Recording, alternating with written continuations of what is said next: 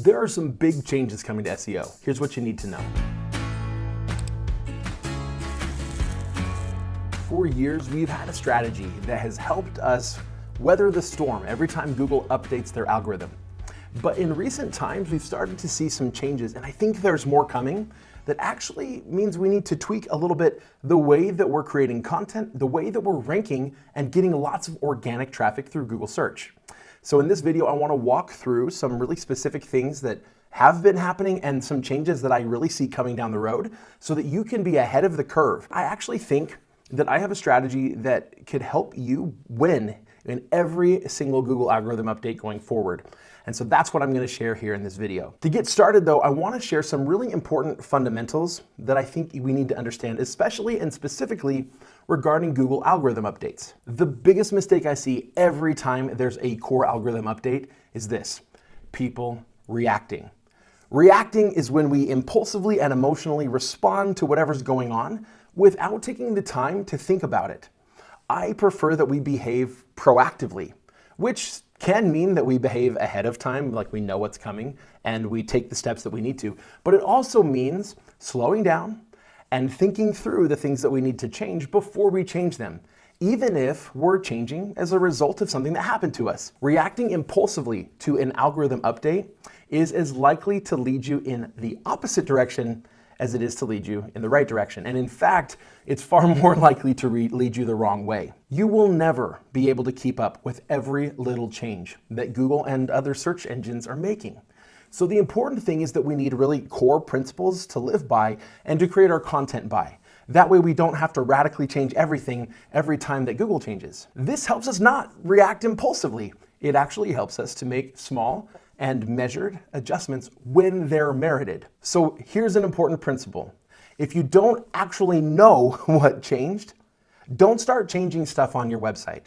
With the latest round of core algorithm updates and major updates made by Google, we have seen some real volatility in the SERPs.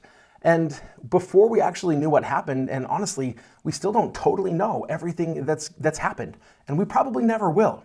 But people immediately started supposing things, they started making changes to their websites, and that has led people down many dangerous paths. We see this all over the web. We even see it within our own Project 24 community, particularly among newer members. We'll see multiple threads get started up where somebody says, I just lost X% of my traffic, what are you seeing? And we're talking like the day that the traffic loss happens, the day of the update. People are immediately jumping to conclusions and people are immediately getting scared. We call this FUD, fear, uncertainty, and doubt. And it's something that we as experienced bloggers know that we need to stop. More experienced members almost immediately will jump onto those threads and say, everybody please just calm down. This happens. Google puts out these updates. Sometimes we weather the storm great, and sometimes we don't. And we need to slow down and take some time before we start making changes to our websites. Inevitably, what we often see on our websites is even if we had a traffic dip, we'll see that traffic start to pick back up within a few weeks.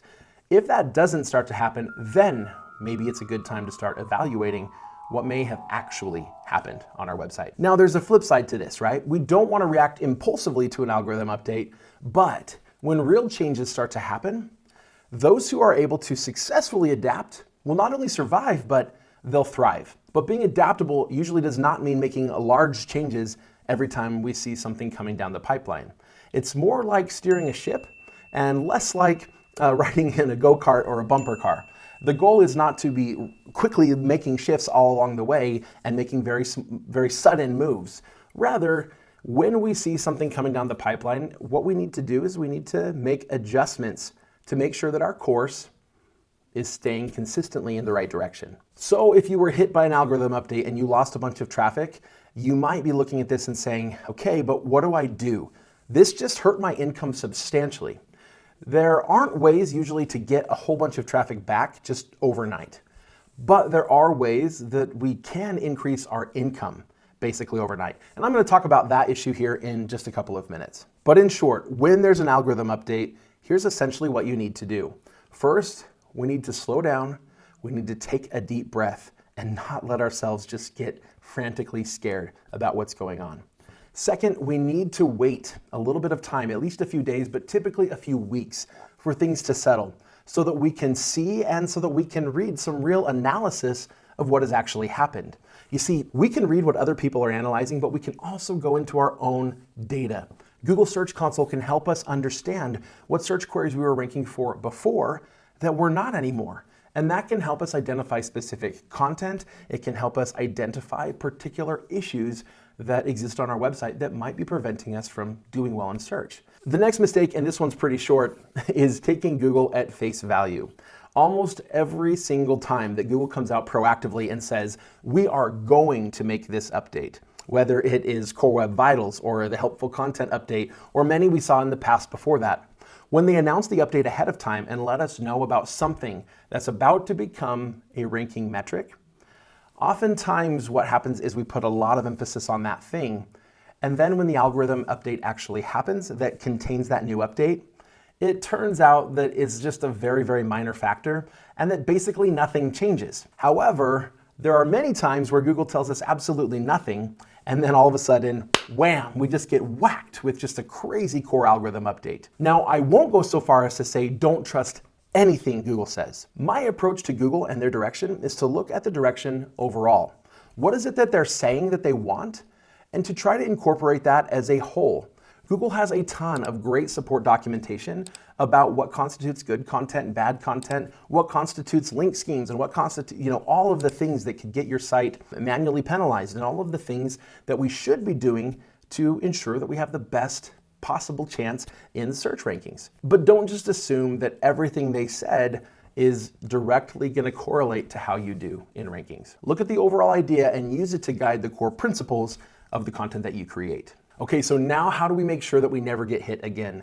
These are the things that I see changing now and that I think are going to continue to become more and more important in the future. Now, first of all, there's a lot that we've taught about SEO here on this channel, and it's still accurate. In fact, about a year ago, I put out a very long webinar. I'll link to it here. I'll put it in the description as well, that goes through a whole bunch of stuff about SEO, and everything in that video is still accurate. Today, though, I just want to make a couple little updates to that are going to be a good guidance for you in the future. And it's really just two things. The first one is semantic SEO and over-optimization. Semantic SEO is essentially that Google is getting better and better and better at understanding what words mean, not just what the words are. And so a keywords-based approach to SEO is dead. It's been dying for a long time. It is dead. And what I mean by that is people typing in specific words and us using those words or that wording within our content to try to rank for that. That's not what matters anymore. Here's what we're seeing. We're often seeing an article that is not even totally on point for what the person searched, oftentimes using totally different wordings. So you're seeing articles that are not perfectly optimized for what the search was showing up on page 1. But here's part of why I think that's happening. For a long time now, we've gotten to where we've seen multiple blog posts answering the exact same question in basically the exact same way, because so many people are out there just simply either sniping other people's content, literally just stealing it, or just changing the wording on it a little bit. I mean, this is all just practically plagiarism and theft, or just using other people's blog posts as their only research source and writing their own version of the same blog post. And so what we were seeing was a whole page 1 in Google search results of basically copy and paste of the exact same answer in almost the exact same format. How helpful is that for a user who wants to get multiple perspectives on an answer? It's really not. So what are we seeing? We're seeing maybe a couple of blog posts that answer the question directly on point, but then we're seeing other pages of content that answer the question in different ways or provide different context for the answer than just a straight up answer. So what do we do about this? Well, what it means is we need to do a better job of creating our own unique content. We need to do a better job of doing our own original research, but also it's in how we present the content. Over-optimizing content for a search engine is done. It's over. It used to be that was important to rank, and now those are things that Google looks at and says, this person is trying to rank, they're not trying to help a user. So what do? We do need to continue to think in terms of search queries. We don't just want to write whatever article comes to our mind and then hope it answers some questions within it. We need to think about what questions people have and do our search analysis or our keyword research, understand the queries that are coming in, but then we need to create good resources that answer those questions within the post, but are not necessarily over-optimized for the search engine. We need to be like people who are talking to people, who are answering questions for people, and who are being helpful.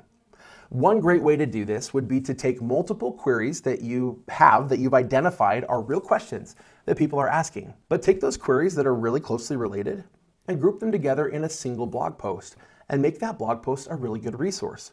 We call these query group posts, but we teach in Project 24. These are often longer, but they don't have to be. See, here's another thing. If a question is a very, very simple question and you could answer it in 500 words, answer it in 500 words and move on. Whether that means you have a really short article or it means you have a longer article but that answers multiple highly related questions, that's fine. Take as many words as you need, but write as if you were writing in a newspaper for a person and you really wanted them to read it. That's going to be better than trying to make sure you write in a way that Google is going to be able to easily identify what search query you intended to rank for. The second thing that's been changing is the importance of authoritativeness. Now, this isn't like an overnight change. EAT is something Google's been harping on for years, and at first they started with YMYL sites, your money, your life. Sites that were about money, sites that were about health and people's well-being, their life. Those kind of sites, Google was leaning heavily on real expertise. Well, now we're seeing there's so much content on the web, Google wants to only highlight websites that it finds to be trustworthy, that it finds to have some authority. Now, there are a lot of ways to establish authority, and in a lot of niches, having an important, like a credential, being a doctor, whatever, that doesn't matter. In many niches, just having some experience with the topic is all that really matters. But how do we show that to Google? One of the best ways to show this is through topical authority through our content. You see, the more content you have on a more specific topic, the more likely the search engine like Google is to trust that you have some authority or at least some experience and some expertise on that particular topic. So within your niche, it's important that we identify sort of sub-niches, kind of categories. I'm not talking about WordPress categories. I'm talking about like groupings within a niche. If we're talking about bicycling, a grouping of bicycling is mountain biking. But within mountain biking, there's like competitive mountain biking, right? There's mountain bike maintenance. We need to group content, and then we need to make sure that we cover that group of content pretty thoroughly and not just superficially. Superficial content, even if you have 1,000 blog posts on your website, it's going to be treated as superficial and thin if you don't cover those subcategories or those pieces of your topic in great detail. So what does this mean? It means I'm going to write blog posts that I know probably have very little search volume.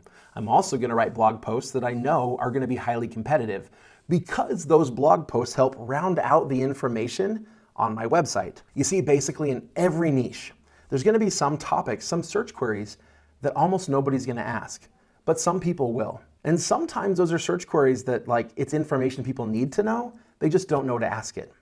By writing that content, we make it clear to the search engines that we know that topic thoroughly. Likewise, there are often search queries that almost everybody is going to ask. And yes, every other website in your niche also has those articles on them. And so it's very hard to rank if you're a new blogger. Write it anyway, because if you ignore a really big, important topic within your niche, then Google looks at your site and says, they don't even cover that really big, important topic within their niche. How much expertise can they possibly have? Along those same lines, we want to make sure that we are branding our websites. More and more and more websites, blog traffic is just transactional.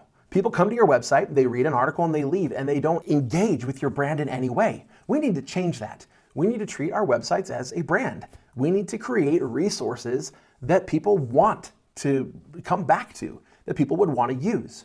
Having an email list is great, but we want to make sure that we give people real reasons to want to sign up and that we send them really good, helpful information so they will continue to engage with our brand over and over and over again.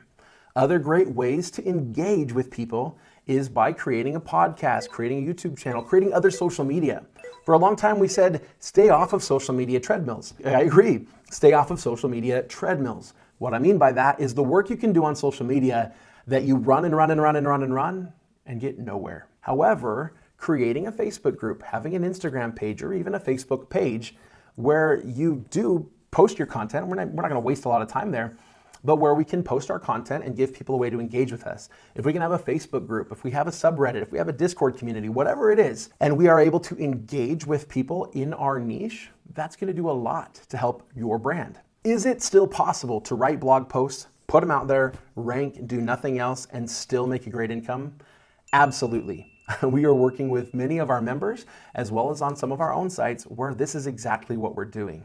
But if you want to greatly increase your chances of success, these new strategies are really going to help you. I'm so confident that they are going to succeed that I'm really starting right now 2 really big projects. One of them is a cool site where all the income is going to go to charity. It's something we talked about on our channel here last week, and you're going to be able to see everything we do with that website. It's awesome. I'm so excited for that project. There's a second project that I'm starting up in the new year. I'll tell you about it in January, and it's one that I'm really going to be putting the pressure on myself to prove exactly how to use these strategies. And you're again going to get to see how we implement these strategies on these new websites going forward. Now, I mentioned before, for those of you who took a hit to your income, I feel for you.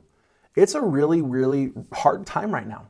The economy is rough, and a lot of people are really struggling. And to have Google come and just like cut your feet out from under you can be very, very difficult. But when it comes to SEO, when it comes to traffic, we can't change things overnight. Taking too drastic of changes can easily have us turning in totally the wrong direction. So I encourage you to make these adjustments to slowly improve your branding, to slowly improve the traffic to your website. However, in the meantime, I also really, really, really encourage you to take the time to improve the monetization of your website. Most bloggers, from what I'm seeing, are very under-monetized, and there's a lot that we can do to quickly get our income back up. In fact, a while back, we did a project here on this channel where we took a viewer's website, and in about 4 hours of work, we were able to quadruple the income coming into his website. I'm going to link to that video here. You can see it here in the end. I want to encourage you to go watch that and see specific things that we did to dramatically increase the income on his website that didn't take a whole lot of work. You can do this. Blogging is still just a huge opportunity, but we're going to have to be more methodical about the way we approach this. So that's what we're doing here on this channel. We'll show you exactly how to do it. Stay with us. We'll see you next time.